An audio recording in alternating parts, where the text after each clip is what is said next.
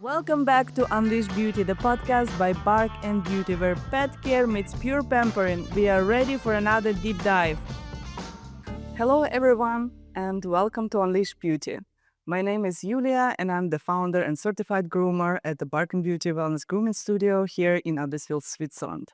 And I'm very happy today because I'm joined by Sara, the founder of LEALE, the brand that focuses on beautiful and functional dog accessories. Welcome, Sara. Thank you, Yuliia. Thank you so much for having me. Hi, everybody. So I'm Sara. I'm the founder of LEALE, and I started this brand because whenever I was walking my dog, I felt that it could be easier. And when I couldn't find a leash that truly worked for daily life, I decided to build it myself. Yeah, and we will deep dive into that, right? It's because today's topic is very interesting. We will talk about something people don't see very often is how is it actually to start a business in the pet industry in Switzerland. So, Sara, what inspired you to start LEALE? What was that particular moment in time that you decided, okay, I want to create something in the pet industry?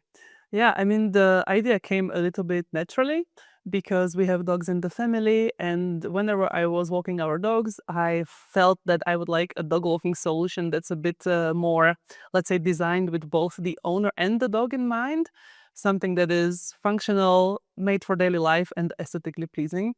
And when I couldn't really find it on the market, I decided to build the solution myself. And this is how the idea for my flagship product started. So I designed a dog leash that's made to fit every life situation, every owner, and every dog. I love that because it often starts just with the simple observation, right? It's something that you use every day yourself.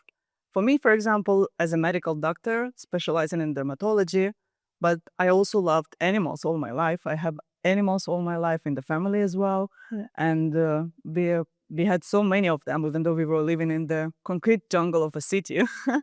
But when I started to learn pet grooming professionally, I realized how much of that medical background can be implemented into the dog care, how much coat health and skin health influences the dog's well-being overall. And that's how the Bark and Beauty idea started to grow. Amazing. It's really impressive how much goes into an idea for a business, right? A background that people don't always understand and Yeah, realize. absolutely. Yeah. So exactly, it's really sometimes hard to see from the outside how much expertise goes into providing services or products for dogs. And for example, talking about your business as a dog salon owner, what surprised you the most when you started it? Yeah, what actually surprised me the most before even going into the industry is the lack of information what the grooming profession is. What is it to be a dog groomer? There is so much stereotypes and misunderstanding of this profession, and so few people who actually try to bring the visibility and explain what is it to be a dog groomer. And it is ironic because it is a lot about trust. Of Yep. course, grooming is a skill, but for our clients, it's also very emotional. They're Yes. trusting us with their family members.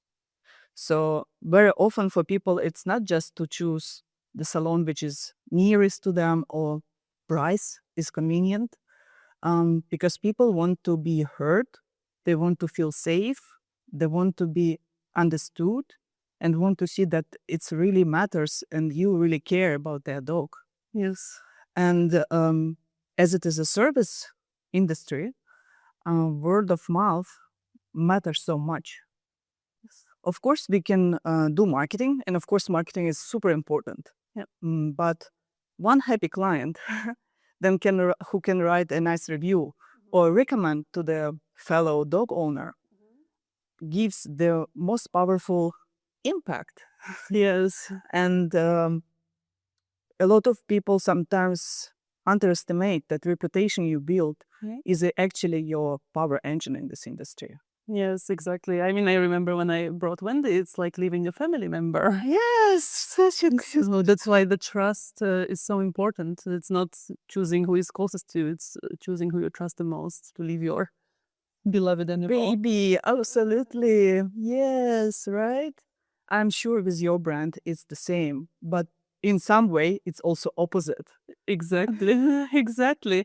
There are some differences because we sell physical products without the physical location. So to build this relationship or this trust with customers without them being able to touch or feel the products is a little bit of a challenge. So our fixed monthly costs are lower without the physical location, but then building this connection to people or visibility of our existence, it's challenge. So there are a lot of upfront costs into developing the products and buying the inventory. But then this step of getting people to know us and to see and feel the products through an online experience, that is a real marketing challenge and what we are really working on basically with priority every day. Yeah, absolutely. This is a real challenge for you as an online product provider. And I think that's why it's so important to collaborate within the industry. That's why it's so important for us people within the pet industry to meet each other, to educate each other, to improve ourselves, and do a good networking. And that's why I'm also so excited that we can collaborate together and get to know each other, because now LEALE collection can be actually found in our boutique, in Adlerswil, in our studio, and people can try and check and touch and find the best option for their dog.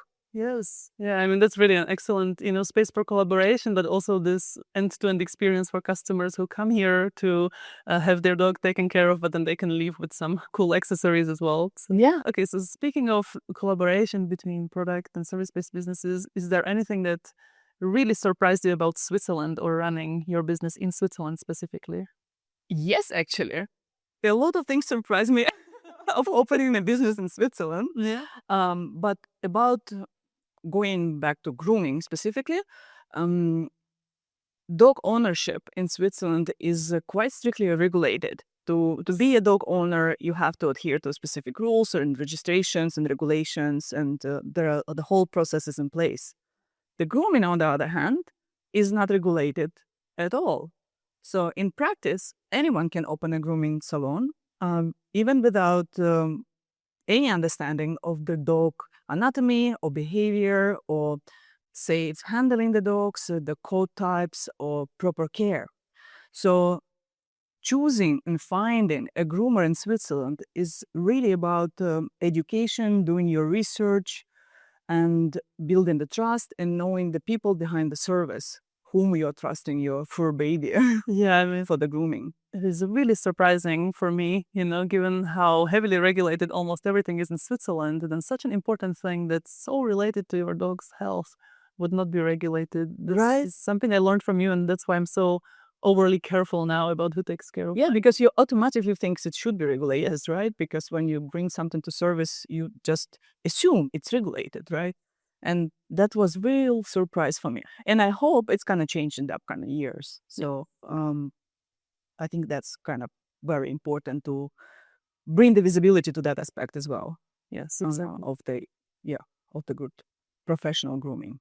So, And with you, I'm sure there are a few challenges of of doing business in Switzerland for a young brand like yours, and you have all the logistics and everything relating from materials to the shippings. How is it for you? yeah, I mean, that is the real challenge. I mean, Switzerland is great in many aspects and then challenging in many others. One of them is definitely logistics, because even though we are in the heart of Europe, actually, Switzerland has really a complicated logistics process with both importing and exporting. So, just sending a simple package with a dog leash to Germany is connected with a customs declaration, with VAT reporting, and you want the customer to have a smooth experience. You don't want them to deal with any forms or get an unexpected bill after they receive the package. So you really have to set up some very thorough processes to make sure that the customer experience is smooth. But actually, behind that is a lot of administrative processes that we have to process and a lot of fees, so that the customer can basically just receive the package and be happy about it.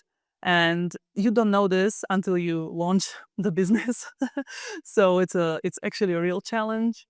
I'm really hoping that one day there will be also a solution to simplify it, but as of right now, there isn't. Anybody who is thinking about joining a product-based business or e-commerce should be really aware of this. Yeah, right. So much goes behind the scene that people don't see how much actually work put into the product or service for the dog care.